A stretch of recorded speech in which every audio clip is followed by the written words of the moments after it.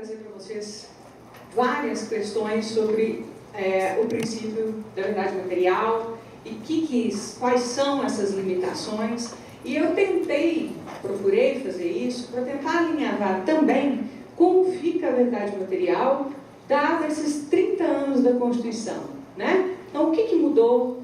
Como que tem funcionado a fiscalização? Como que isso vai, eventualmente, impactar nos processos, né? O que a gente vai fazer? Então, eu dividi a minha palestra em 4 partes, tá? A primeira parte, nós vamos falar aqui de uma questão filosófica, tá? Mas fica tranquilo que eu vou tentar fazer isso da maneira mais didática possível, que é o que é a própria verdade? É possível aprender essa verdade? O que é essa verdade material, né? No processo ou na própria ciência? Como é que nós vamos olhar isso? Se a gente está falando de verdade material, também é inevitável, então, e aí já entrando no segundo ponto, que nós falemos do momento de apresentação da prova no processo administrativo, né? A doutora Cristiane estava falando aqui dos regimentos e dos prazos, mesmo primárdios e nominados. A gente verifica que muitas vezes existe uma discussão, e a gente vai ver qual que é a abrangência dela, de que a verdade material ela seria absolutamente ampla, né? Ou deveria ser, sob pena de ofensa ao princípio do devido processo legal e à ampla defesa. Eu vou tentar aqui explicar o porquê que eu acho que essa concepção não está correta, tá? Quais são as posições atuais do CARF. Nós vamos ver que ele tem basicamente 3 correntes a respeito dessa matéria, tá? Que é a questão do momento da apresentação das provas no processo administrativo. Bom, aí entrando já em necessárias atualizações, até para que você possa ter uma aplicação concreta do princípio da verdade material, eu vou tratar da questão do cruzamento de informações por parte da Receita Federal e como fica o processo administrativo, como fica a questão do ônus da prova, né? Ressaltando aí a inovação bastante relevante do Código de Processo Civil sobre a distribuição dinâmica do ônus da prova. E por último, eu vou tratar sobre, na verdade, o que eu considero hoje uma deficiência, tá? Que é a normatização de aplicações das multas, tá? Então, ou seja, o que significa isso, né? Como que o conceito de licitude variou no decorrer do tempo e o que deveria ser feito para que ele, então, fique adequado, que a verdade material possa ser melhor analisada em relação às multas. Bom, então vamos para a primeira parte, né? Como eu disse para vocês, nós vamos falar aqui rapidamente sobre a questão da verdade. Por quê? Né? O que é verdade material? Né? É possível apreender a verdade ou aquele evento que efetivamente aconteceu? Né? E aí, eu trago 2 concepções filosóficas, tá?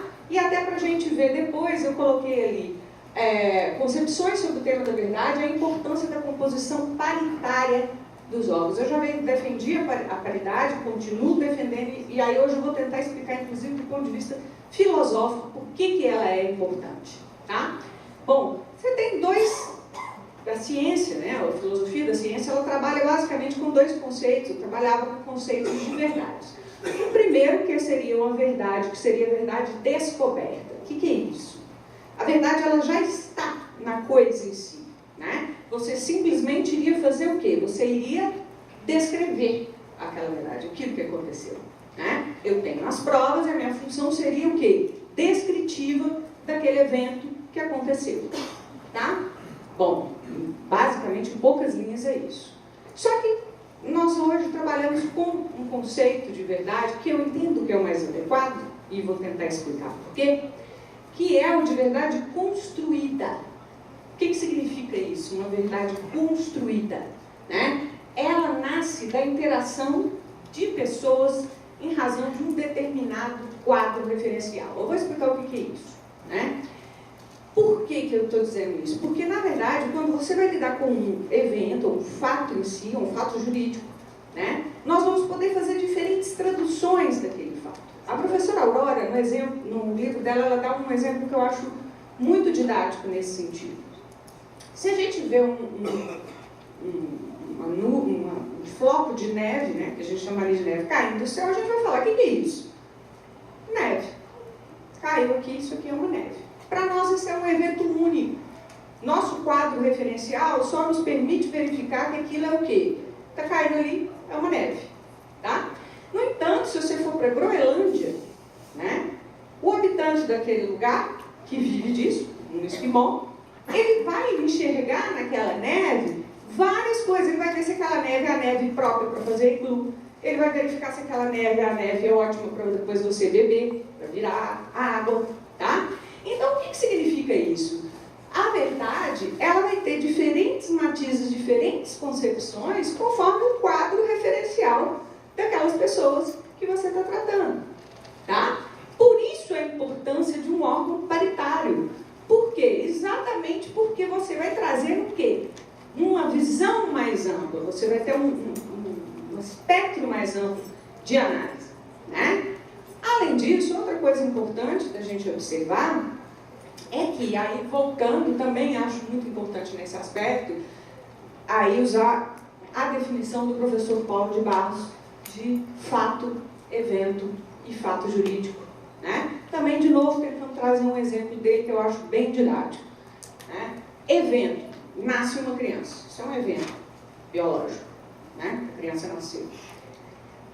A partir de quando que ela se torna um fato? A partir do momento em que você divulga aquilo, né? Os pais vão lá e falam para a família que aquilo ali é, né, que nasceu a criança, que ela é assim, assado. Mas isso é relevante para o direito?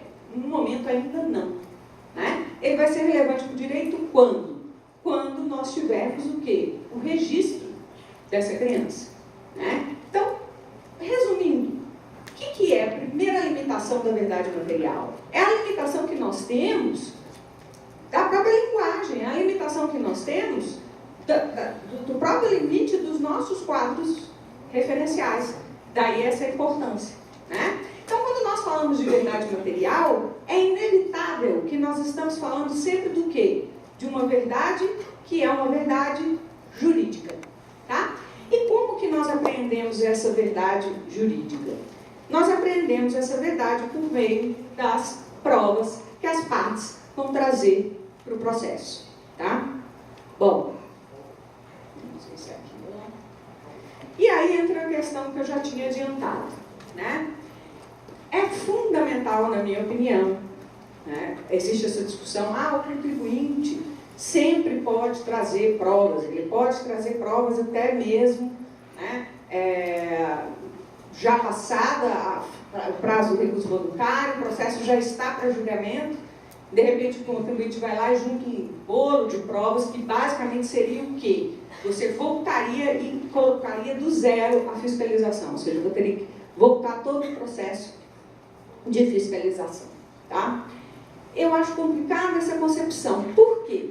A preclusão e os prazos, eles são inerentes à ideia de processo, né? Ou seja, você precisa disso. O que é processo? É um cadeamento lógico com prazos, uma marcha, né? Então, se eu não tenho prazos, como que fica a questão do processo, né? Então, muitas vezes as pessoas falam assim, mas a verdade material e o princípio, então, do devido processo legal e da ampla defesa. Mas o devido processo legal, ele é exatamente esse processo estabelecido com prazos, né? E diante disso, é importante a gente falar de uma questão que é extremamente controversa, que é o momento de apresentação das provas no processo administrativo. Bom, uma coisa importante quando a gente fala disso, ainda existem, tá? Inclusive em algumas decisões relativamente recentes, nós temos hoje 3 correntes no CARF sobre o momento de apresentação da prova no processo, tá? Mas eu gostaria de trazer aqui uma observação que é o seguinte: nós temos que tomar cuidado quando a gente analisa a época, a data dessas decisões. Por quê? Na sua redação original, o decreto 7235 não tinha uma limitação de prazos para apresentação de provas, tá? Então, de repente, se você pegar uma decisão bem antiga, você tem que ver que o regramento do direito positivo à época não trazia essa restrição, né? Essa restrição, ela veio, a primeira restrição, com a Lei 8.748 de 93, tá? Essa lei admitia a interposição de recurso voluntário, né? Admitia, na verdade, a juntada de provas até a interposição de recurso voluntário. Então, quer dizer, já era algum limite, né? Mas ainda assim mais amplo do que nós temos hoje. E a Lei 9.532 de 97, que basicamente estabeleceu o que é o prazo atual do artigo 16 do Decreto 70.235. E aí, que é o que está lá, a prova será apresentada na impugnação, precluindo o direito do impugnante fazê-la em outro momento processual, a menos que fique demonstrada a impossibilidade de sua apresentação oportuna, por motivo de força maior, refira-se a fato ou a direito superveniente, destine-se a contrapor fatos ou razões posteriormente trazidas aos autos. Tá? Então, essa é hoje a norma, né? Mas o que é importante já, então? Qual é a peculiaridade do processo administrativo? Qual é a peculiaridade do que a gente chama de verdade material? Né?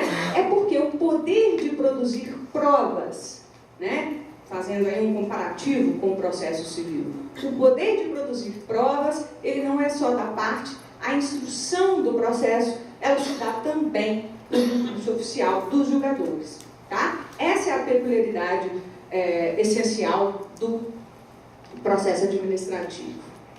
Bom, e quais são então as correntes do CARF? Mas antes da gente entrar nessas correntes, olha que curioso.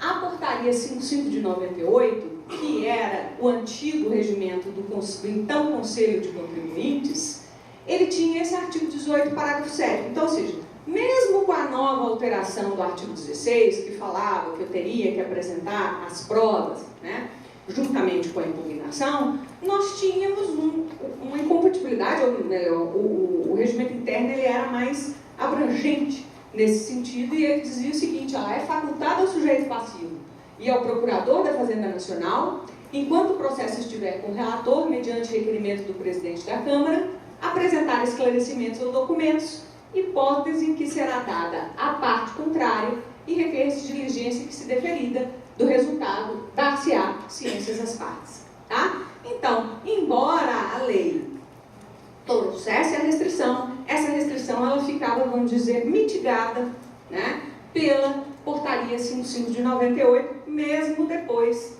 da alteração que tinha ocorrido em 97. Isso foi modificado, tá? Aí ficou um negócio gigantesco, mas antes da gente entrar aqui, isso foi modificado pela portaria 147, tá? Que foi a portaria que criou o regimento do então agora, né, com a denominação que nós temos até hoje, do Conselho Administrativo de Recursos Fiscais. Tá? Então, hoje, o regime não existe mais essa incompatibilidade entre o regimento, né, e o artigo 16 do Decreto 70.235. Tá? Bom, existe uma discussão que, na minha opinião, é muito simples de ser resolvida, porque a Lei Geral do Processo Administrativo, aí acabou ficando muito grande, não dá aí para a gente ver. A Lei Geral do Processo Administrativo, ela admite uma juntada de prazo que seria mais ampla do que o Decreto 70.235. Tá? O que acontece, então? Nós temos ou deveríamos ter uma antinomia, né? Duas normas dispondo em sentido contrário. Não precisaria nem mesmo da lei mencionar. No artigo 69 da Lei Geral do Processo, ela já fala essa resolução de antinomia para que a gente não tenha dúvida, né? Mas não precisava. Nós aprendemos desde o primeiro período de faculdade, né, que quando existe essa situação, nós vamos aplicar o quê? A lei especial prevalece sobre a lei geral, tá? E nesse caso, o processo administrativo, no caso, o Decreto 70.235, é uma lei especial em relação à lei do processo administrativo e, independente disso, não está aí porque ficou grande, Mas, independente disso, a própria lei 9784, ela faz questão de esclarecer, né, que as normas específicas processuais, né, de cada processo administrativo se sobrepõem naquela norma em eventual conflito com a lei geral aqui do processo administrativo. Bom, quais são então essas correntes aí do CARF? Nós temos basicamente 3 correntes. Uma primeira corrente que adota a literalidade do artigo 16. O que significa isso? Eu só vou poder apresentar as provas naquelas exatas hipóteses do artigo 16 e, eventualmente, se for apresentar fora do prazo, nas exceções previstas no parágrafo 4º. Tá? Bom, uma segunda corrente que admite a apresentação posterior, desde que aquilo conste, tá, no caso, impugnação, né? Ou seja, desde que se caracterize informações suplementares que surgiram no decorrer do processo, né? Então, já é uma corrente que dá uma solução intermediária, não é tão rígida em relação ao artigo 16. Tá? E, por terceira situação aí, são algumas decisões, tá? Algumas delas são mais antigas, inclusive, que têm uma aceitação ampla da prova no processo administrativo. Tá? Adotando, portanto, a corrente de que a qualquer momento que você trouxer provas, no caso do processo, elas deveriam ser aceitas. Tá? Bom, qual é a minha posição especificamente? Não acho que dá para a gente colocar um critério a priori. Tá? Não é possível, nós precisamos olhar caso a caso. Tá? Existem situações e situações. Então, como o próprio julgador, como eu disse para vocês, tem, né, essa possibilidade da instrução de ofício, né, nós temos que analisar a situação do caso. Tá? Não acho que nós temos que colocar a priori como deve ser feita essa análise. Por quê? Porque existem situações em que nós, por exemplo, só citando um exemplo, nós tivemos na minha turma, isso acabou até gerando uma discussão, alguns advogados, era uma situação de depósito bancário, né, de origem não comprovada.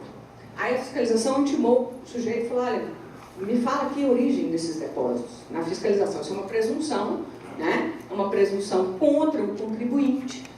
Foi chamado e falou, olha, me mostra aqui. Não fez nada. Teve a impugnação, também nada, não apresentou nenhum documento. Recurso voluntário, não juntou nenhum documento. Quando chega mais ou menos 2 ou 3 semanas da data do julgamento, né, o processo já estava incluído em pauta, juntos 12 mil documentos, que basicamente eram o quê? Justificativa para, né, daqueles depósitos, falando, olha, não, esse depósito aqui é, por exemplo, atividade rural. Tá? Isso gera 2 problemas. Primeiro, porque nós teríamos que reabrir toda a fiscalização. E segundo, porque ao juntar esses documentos nessa fase processual, né, esses valores, eles não eram valores isentos, tá? Eram valores de atividade rural. Isso significa o quê? Se ele tivesse apresentado lá atrás, o que o fiscal teria feito? Não teria autuado como depósito bancário, mas teria sim autuado como comissão de receita de atividade rural.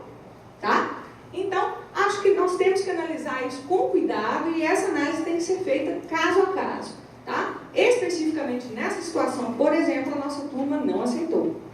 Tá? E aí entra a questão da distribuição dinâmica do ônus da prova e das diversas declarações que a Receita Federal tem trazido. O que é importante a gente observar? O professor James Marins, ele fala isso. Muitos dos privilégios da Fazenda Pública são de uma época, né, que não tinha, basicamente da caneta tinteiro, né, do livro contábil ali, escriturado à mão. Então, são coisas que nós temos que repensar. Tá? E uma delas é exatamente o que? Hoje, a Receita Federal, ela tem, especificamente nas pessoas físicas, ela tem acesso amplo a todo tipo de informação né? Eu coloquei ali as declarações, olha, retenção na fonte, a DIF, né? Que a pessoa jurídica faz. Ah, prestação de serviço médico, aquela discussão toda, né? Ah, recibo médico. Os médicos têm que fazer a DMED.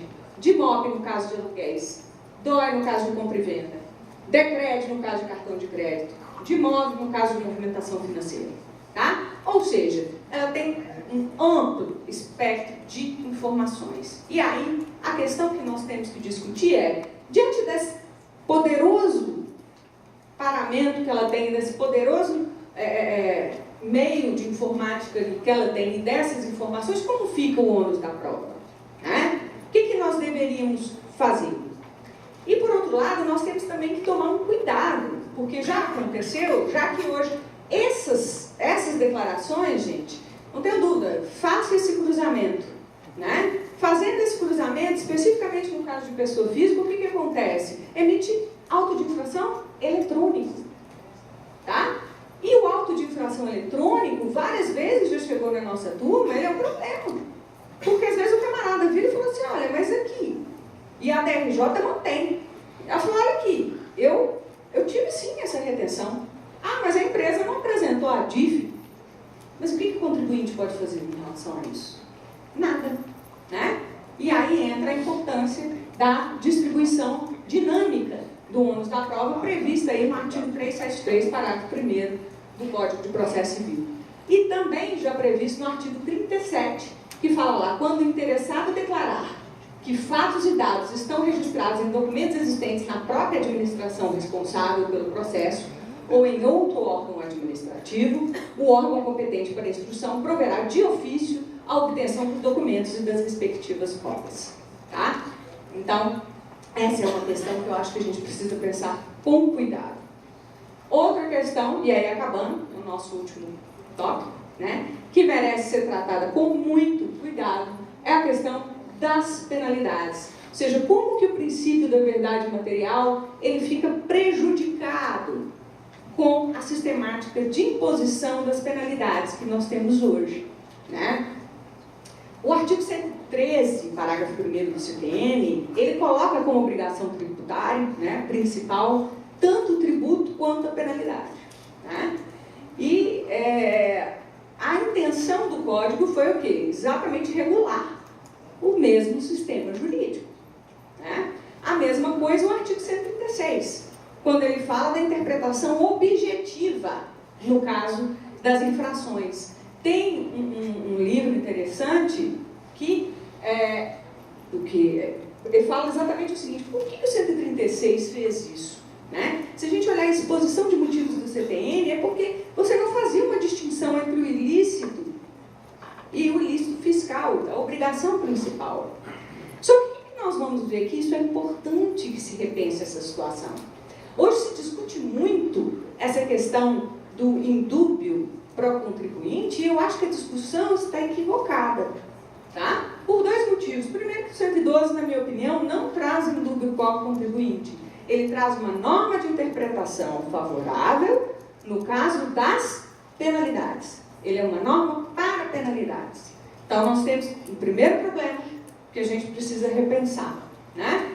E segundo, o professor Marco Aurélio Greco, ele fala isso numa palestra que eu assisti dele do STJ, o próprio código, nos dá vários indicativos que nós temos que tratar em regimes jurídicos distintos, multas e o auto, né? Hoje a gente pega um auto de infração e o que acontece? Basicamente você tem lá o valor do tributo e da multa.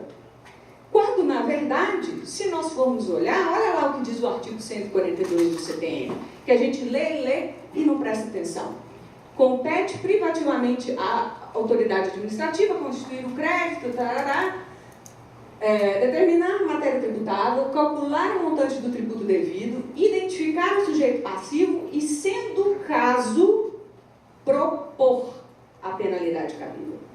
Tá? Ou seja, a ideia de propor a penalidade cabível dá a entender que nós teríamos espaço, sim, para discutir a questão das penalidades. Mas não para aí. Se nós formos para o artigo 108 do CTN, olha lá, quando ele fala da equidade, né? Nós conhecemos já o artigo 108. O que ele fala? O emprego da equidade não poderá resultar na dispensa do pagamento do tributo devido. Se ele fala tributo, o que eu posso concluir? Que eventualmente eu posso aplicar a equidade em relação às multas. Tá? E, por último, o 112. Né? O tão falado 112. Que, na verdade, está claramente tratando de penalidades. Olha lá. A lei tributária que define infrações ou lhe combina penalidades interpreta-se de maneira mais favorável ao acusado. E por que eu estou dizendo essa questão das multas, gente? Porque a noção de ilícito tributário, especialmente nas circunstâncias de planejamento fiscal, ela foi profundamente alterada a partir de 2006. Né? Esse conselheiro do CARF, Fábio Teodoro Zambosa, ele tem um livro onde ele faz essa história. Tá? Ou seja, até basicamente o ano de 2000, o CARF, no caso de planejamento fiscal, adotava uma concepção que a gente chama de voluntarista do conceito da simulação. Ou seja, era uma concepção muito mais restrita. Né? Ou seja, era muito mais difícil você encaixar determinado planejamento fiscal com um planejamento ilícito ou não oponível ao fisco. Essa concepção, de 2000 a 2005, nós tivemos duas correntes, que a gente pode chamar de voluntarista e causalista, e a partir de 2006, nós temos muito, fala-se em propósito negocial, né? Abuso de forma, abuso de direito. Por que eu estou dizendo tudo isso? Né? O conselheiro, hoje, ele não deveria ficar limitado a uma análise de multas de 150% e 75%. Existe uma infinidade de casos com circunstâncias fáticas distintas. Nós precisamos ter a possibilidade de fazer dosimetria da pena. Isso não é esdrúxulo. Né? Isso, claro, eu estou falando de lege ferenda. No Conselho do Estado, né, nós temos o permissivo legal, que de alguma maneira permite, do Estado de Minas Gerais, né, que permite a dosimetria da pena. Então, acho que isso deveria, acho que os contribuintes é uma bandeira que é muito mais razoável, né? Então, já que nós temos que lidar com isso, vamos tentar ver de uma maneira melhor como fazer a questão das penalidades. Da forma como está hoje, de nada adianta a gente ter a verdade material, ampla instrução probatória, se nós estamos amarrados na análise do caso concreto à imposição de multas de 75% e 150%. Tá? Bom, e por fim, eu trouxe aqui, rapidinho, tá? Eu não poderia deixar de fazer uma homenagem ao professor Sacha Calmon, tá? Eu escrevi ontem à noite, é rapidinho, é pequena, mas eu faço questão de ler aqui uma homenagem. Quem me conhece sabe que sou fã de homenagens.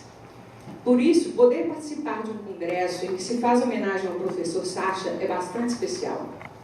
O tema do congresso, 30 anos de Constituição, me fez lembrar dos meus 22 anos de formada e da importância do professor Sacha na minha formação. Sempre que estou dando aula, especialmente quando estou falando do CTN, menciono o professor. Me lembro como se fosse hoje, das aulas de mestrado. Ele resolveu que reescreveríamos a parte geral do CTN. Discutimos artigo por artigo. Ele nos passou algo que nenhum livro pode trazer, sua experiência ímpar. O professor foi auditor fiscal do Estado, assessor da Secretaria de Estado da Fazenda, juiz federal, professor e advogado. Hoje eu falei da importância do nosso quadro referencial na busca da verdade material. Essa experiência ímpar faz com que o quadro referencial do professor Sacha seja muito amplo. Além disso, é irônico que a Abradedi, que sempre homenageou os mais importantes nomes do direito tributário do Brasil, não tivesse rendido uma merecida homenagem ao seu idealizador. Tive a oportunidade de falar isso para ele no seminário que participamos no mês passado em Montes Claros. Ele respondeu com um sorriso irônico e tranquilo, sorriso de quem sabe das ironias da vida e do legado que deixou. Parabéns e muito obrigada por tudo, professor. Obrigada.